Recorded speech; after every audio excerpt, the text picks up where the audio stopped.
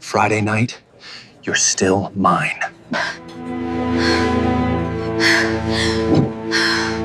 I can't stand pretending anymore. Meet me when the party is over. David couldn't believe his eyes. It was at the annual company barbecue in Central Park, New York City.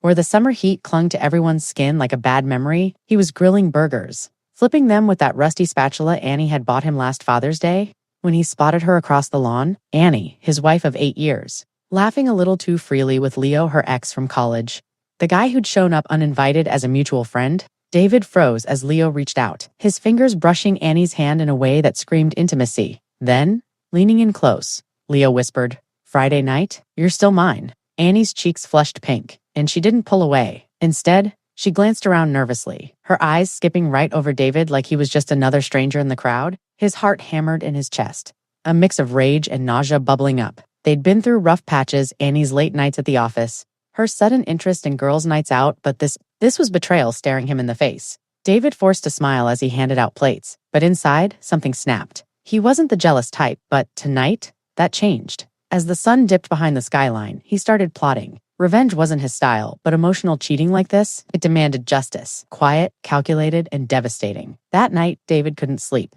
Annie came home smelling faintly of Leo's cologne, something expensive and woody that made his stomach turn. She kissed his cheek, said the barbecue was fun, and rolled over like nothing happened. He lay there staring at the ceiling fan, replaying the whisper on a loop. By morning, he'd made a decision. No yelling, no confrontation, not yet. Instead, he started paying attention. He noticed how Annie's phone buzzed more on Fridays, how she'd smile at the screen before flipping it face down. He saw the new lingerie in her drawer, black lace she hadn't worn for him in years, little clues piling up like evidence in a trial he was silently building. David installed a tracking app on her phone while she showered. Using the family share plan, guilt gnawed at him, but anger won. Friday was coming, whatever "you're still mine" meant. He was going to find out without her ever knowing he knew. Friday arrived like a storm David had been waiting for. Annie kissed him goodbye that morning, saying she had a work happy hour that might run late. "Don't wait up," she added with a wink that used to feel playful but now stung like salt in a cut. David nodded, smiled, and watched her leave in that tight navy dress she rarely wore anymore. As soon as the door clicked, he opened the tracking app. The dot moved downtown, then stopped at a sleek hotel bar in Midtown Manhattan, the kind with dim lighting and overpriced cocktails. He drove into the city, parked 2 blocks away, and waited in the shadows across the street. At 8:17 p.m., he saw them, Annie and Leo walking in together, her hands slipping into his like it belonged there. David's grip tightened on the steering wheel until his knuckles went white. He didn't follow them inside. Not yet. He just sat there letting the proof burn into his memory. David's hands shook as he tailed them from a distance. Weaving through the Friday night crowds on Fifth Avenue, Annie and Leo disappeared into the hotel lobby, all marble floors and crystal chandeliers. He gave it 10 minutes, then slipped inside, blending with the tourists. At the bar, he ordered a scotch. He didn't drink, eyes glued to the elevators. The app showed Annie's phone on the 12th floor. David rode up, heart pounding like a drum in his ears. Room 1208, the dot hovered there. He pressed his ear to the door, hearing muffled laughter, then a gasp. "Leo, we shouldn't."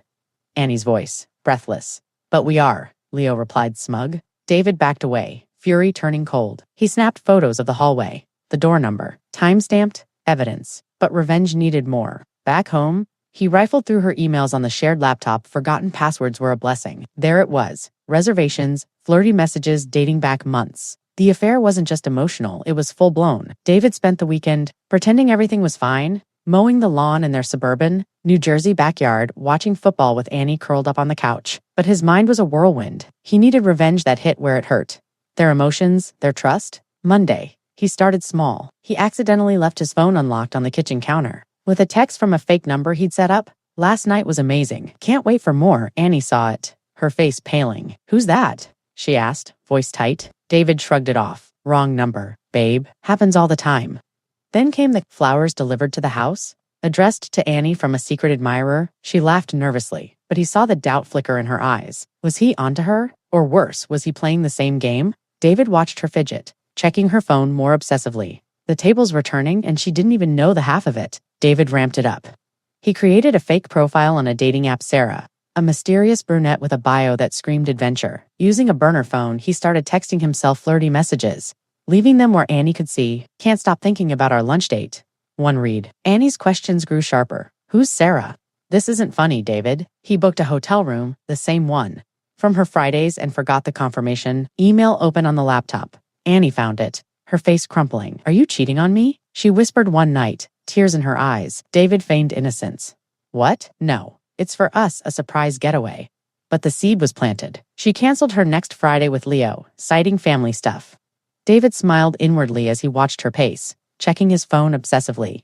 The emotional turmoil was flipping now. She was the one unraveling, doubting everything. Revenge tasted sweet, but he had one final play. David planned the finale meticulously. He invited Annie to a fancy dinner at their favorite Italian spot in Hoboken, saying it was to rekindle things, but he had a folder-ready printouts of texts, tracking logs, hotel receipts.